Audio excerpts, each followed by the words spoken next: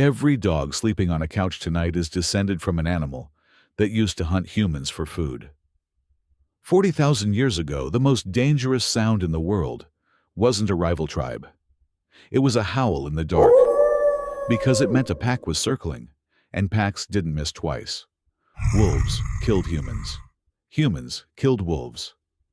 That was the entire relationship for tens of thousands of years, on every continent where the two species overlapped. And then somehow that changed. Today there are over 1 billion dogs on Earth. They sleep in our beds. They wait by the door for us. Not one of them was designed. No one sat down 40,000 years ago and decided to build a companion species. It happened by accident. And the accident is stranger than the plan would have been.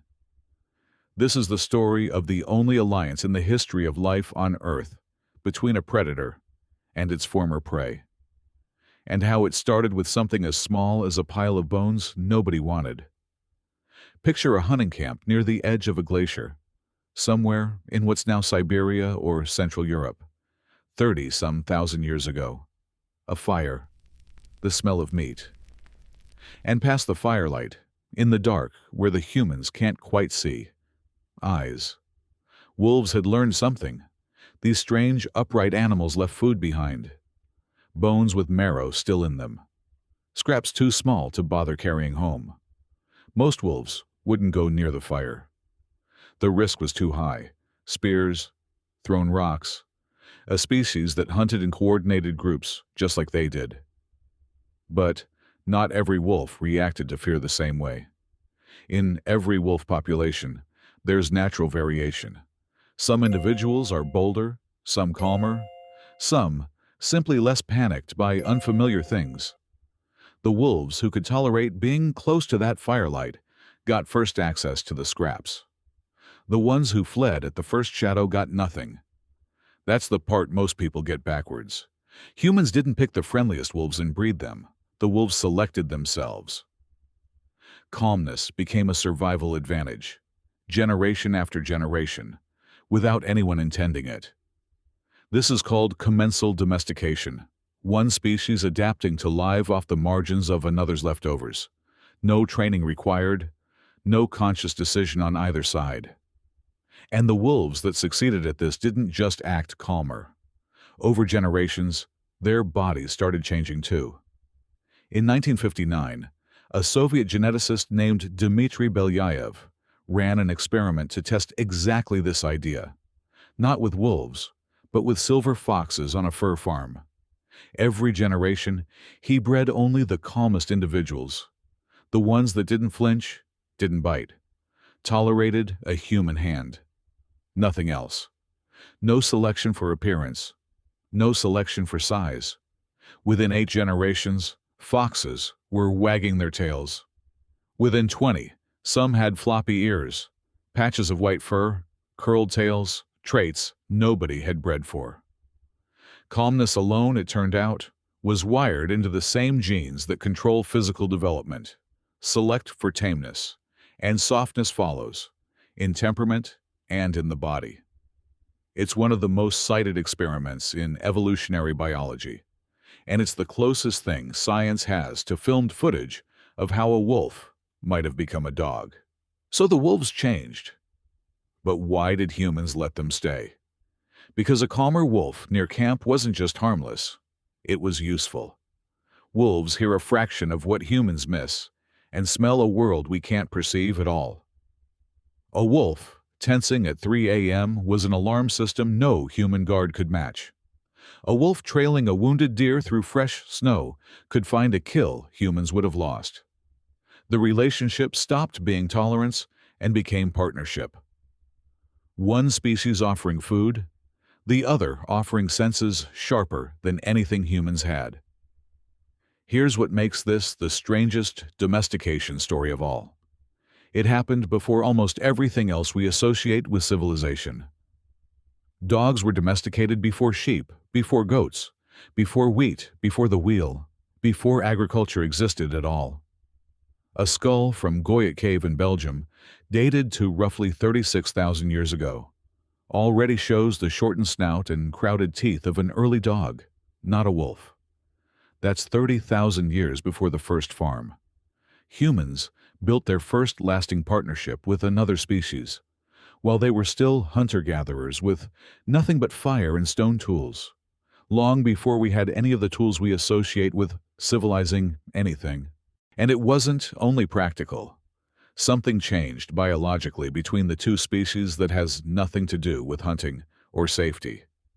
When a dog and its owner look into each other's eyes, both of their brains release oxytocin, the same hormone that spikes between a parent and an infant. Wolves don't do this with humans, even wolves raised from birth by people. Something in the 10,000 generations since that first firelit camp rewired dogs to read human faces and respond to them the way an infant responds to a parent. No other domesticated animal does this with us. We didn't just tame a predator. We accidentally built a species capable of loving us back. But the story doesn't end on that warm note. Because once humans realized they could shape this animal, we stopped leaving it to natural selection and started doing it deliberately. And deliberate is where it went wrong. A German Shepherd's sloped spine, bred for a flowing gait show judges liked, now causes hip dysplasia in a huge share of the breed. A Cavalier King, Charles Spaniel's skull was bred small enough that in many individuals, the brain no longer fits, a painful, incurable condition called syringomyelia. A French Bulldog can't give birth without surgery and can't run further than a few hundred meters before its shortened airway fails it. The self-domestication that made dogs was accidental, and in its way fair. The calm ones survived. The next 10,000 years of human-directed breeding was intentional, and it's left a third of the world's dog breeds with congenital problems their wild ancestors never carried. And yet, somewhere underneath all of that, the original bond never disappeared. In 1914, workers in Bonn, Germany uncovered a grave roughly 14,000 years old. A man, a woman, and between them, a dog. Bone analysis showed the dog had suffered from a severe case of canine distemper as a puppy, a disease that, without care, kills within weeks. This puppy lived for months with the illness. Someone kept it alive, fed it when it couldn't hunt for itself, kept it warm through an illness with zero practical payoff. No hunting, no guarding, no use at all while it was sick. They buried it anyway, next to them, like family.